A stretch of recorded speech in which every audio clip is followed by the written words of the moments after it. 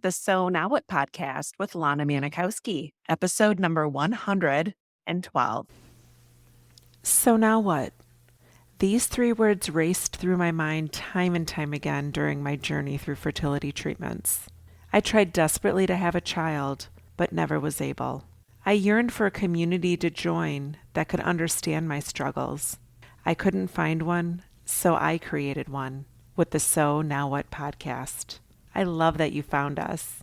I'm so glad that you are back for another episode of the So Now What podcast. Last week's episode was so fun, and I loved being able to share with you all of the things that I have been working on behind the scenes and have gotten such a huge interest in the book. And the fact that I am writing a book, and later this year, the book will be available. This is my first time doing it. So, a lot of people have been asking, when will it be ready? My goal is to be done with the actual writing of the book by August of 2024. If things go as planned, I'm hoping to have it on the shelves by the end of 2024. So it can be the best Christmas present that you can give away to somebody or buy for yourself. But thank you for all your support. One of the things I'm going to be hitting you all up for are ways that I can come into your local community and do a book reading, maybe do a book signing party or a launch party. So, if you are a listener of the podcast and think that you would have the capacity to help me pull that together in your local community and maybe be willing to help reach out to some friends who would be interested in learning about the book or hearing the book, let me know because I am going to need all of your support and help to get the word out there. Because as you know, a lot of people who are going through the depths of infertility and trying to cope with the realization that their life is going to be moving forward without children, it's hard to raise your hand and say you need help. So, one of the things that I really have desired to do is to put myself in front of people so they don't have to look too hard or stretch their arms out too far to find the help that they want and the help that they need to create this life they love without the children that they always dreamed of. I will be welcoming anyone's help and anyone's willingness to maybe find a venue or open their home up to a book reading when the book comes out. So let me know. If you're watching me on YouTube, yes, I am super cash today. I usually put on a cute little outfit, get my makeup done and earrings and all that, but I just got done working out. I recently joined Solid Core. I don't know if you have Solid Core in your community, but one opened up literally like 3-minute walk from my house. And I decided that I was going to join because it's a workout that feels really good to my body.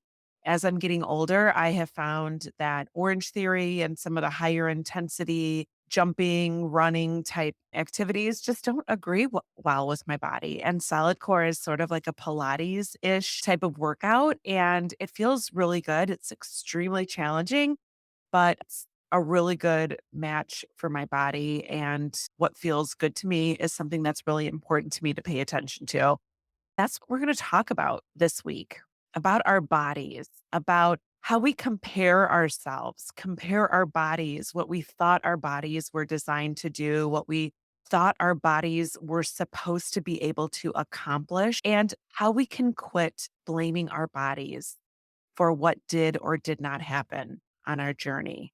So I'd love to know, do you ever find yourself comparing what somebody's body is able to do, whether it's having a baby, whether it's running a 10-minute mile, whether it's being able to lift X amount of pounds when you're doing a deadlift or when you're squatting or whatever it is. Have you found yourself wondering why your body doesn't do what somebody else does?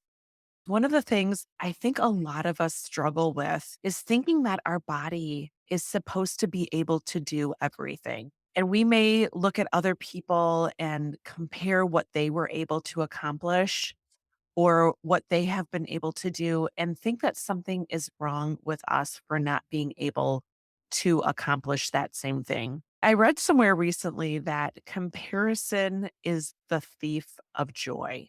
I know that we live in this society that encourages comparison. I think sometimes comparing what I have done and what I have accomplished or what I'm dreaming about to somebody else isn't always a negative thing. I don't think it's in alignment with who I am to think that I'm never going to compare myself with somebody. But I think that there's a way to compare what you have, what you've accomplished, what came out of a effort that you put forth in your life in a way that doesn't make you feel like you're less than.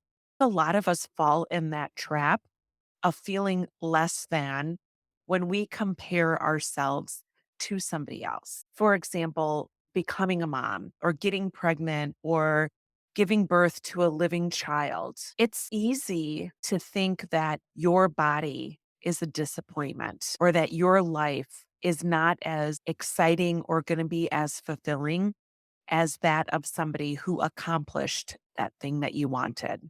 If you're in that space right now, I'm not here to tell you that you're doing it wrong or that something is wrong with you, but I want to offer you some solutions that might help you shift those thoughts that make you feel not good about yourself and move them into a way that may help you to bring awareness to what you are seeking. One of the things that I've learned from one of my greatest teachers, Abraham Hicks, is to think about what you don't want in a way that it is telling you what you do want. So think about the things that you have compared yourself or the things that you have not been able to do. What are the things about that that feels so repelling for you? So maybe you're thinking about this life that is going to feel so lonely because you weren't able to get pregnant and have a child like most of the people that you may think you see in your life. What is it about that that you don't want? And when you're able to identify the things that you don't want in your life, look at the opposite of it and allow yourself to see what it is that you do want in your life. Maybe for you, not being able to have a child makes you think that you're not going to have purpose in your life. So when you think about being purposeful, tell me more about that. When you're doing your paper thinking, talk about the things that would feel purposeful to you. I know that might feel like a stretch for you right now because we've been so used to pointing out the things that didn't work out for us or the things that we don't have and the things that don't seem achievable for us without allowing ourselves to see that the contrast to that is really telling us what we do want. So I really want to exercise this ability that we have to bring forth the things that we do want in our life.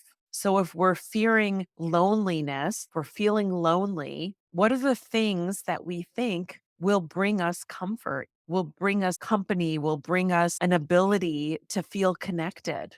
When you're thinking about the loneliness part, let's think about if you don't want to be lonely, what are the things that are going to bring you the fulfillment and the joy and the comfort and the inclusion that you're looking for in your life? If we're going to compare what we don't have without offering ourselves an opportunity to see what we are seeking, then we're always going to be stuck in this area of life that has us feeling like we won't ever have what we want. If we give ourselves an opportunity to see what we might want, if it's not motherhood that we're able to achieve, what are the things that you believe motherhood brings you or would have brought you? Or what are the things that you see the people when you compare what your life is like with the people that seemingly have the life that you want? What are those things? When we don't allow ourselves to know what those things are, then we never are able to create a plan or find a path for ourselves that will allow us to achieve that very thing.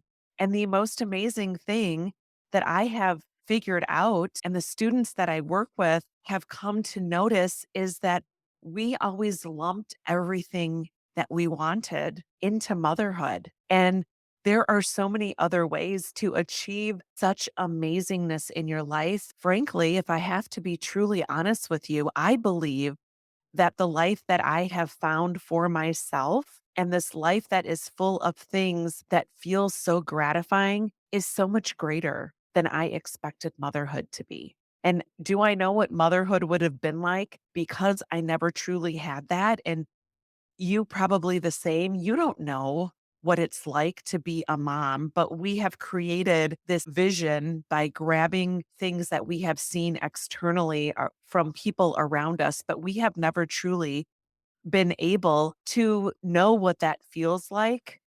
So we've always told ourselves that we'd never be able to achieve that fullness. We sit in this area of disappointment, whether it's being disappointed with your body for not being able to produce a child for you, whether it's feeling as though the things that happen in your life are a consolation prize for what it would have been like to be a mom. And when we never allow ourselves to really open up to the concepts of what it is that we truly are seeking in our lives. Because when we're always seeking something to be present in our lives that is external out of us, so even though we would have given birth to a child, that child is not part of our physical body that we carry around every day. That is something external to us.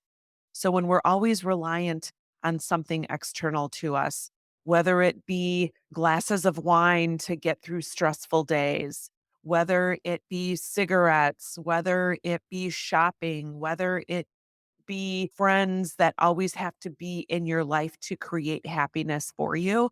Those external things become an addiction for us because you haven't been able to experience how to tap into you for the things that you want or the things that you are seeking to create this life that you love.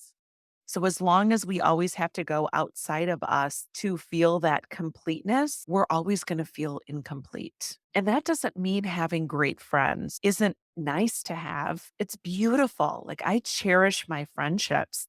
But when I realized that everything I had within me to feel comforted, feel connected, to feel fulfilled, I realized that those friends that I have are icing on the cake, but if I could figure out how to feel that fulfillment as a solo person, that was like the most liberating thing. When you're focused on the only thing that is going to allow you to unwind and relax from this crazy day that you had is to go outside and have a cigarette or sit down and polish off a couple glasses of wine, then you're always looking for something outside of you to give you that relaxation and that ability to unwind from a day. I've seen too many people have to rely on things outside of them when it's so much easier to learn the tools that I teach in my community to realize what's inside of you that you can call on and tap into in a second's notice. And you don't have to wait for someone to be available to go hang out on a girls' night to feel like you're connected. I get really emotional when I talk about this because there's such beauty that you carry inside of you that no one's ever taught you how to tap into. And it's the most liberating and freeing thing when you can have what you need just by realizing what it is that you already have inside of you.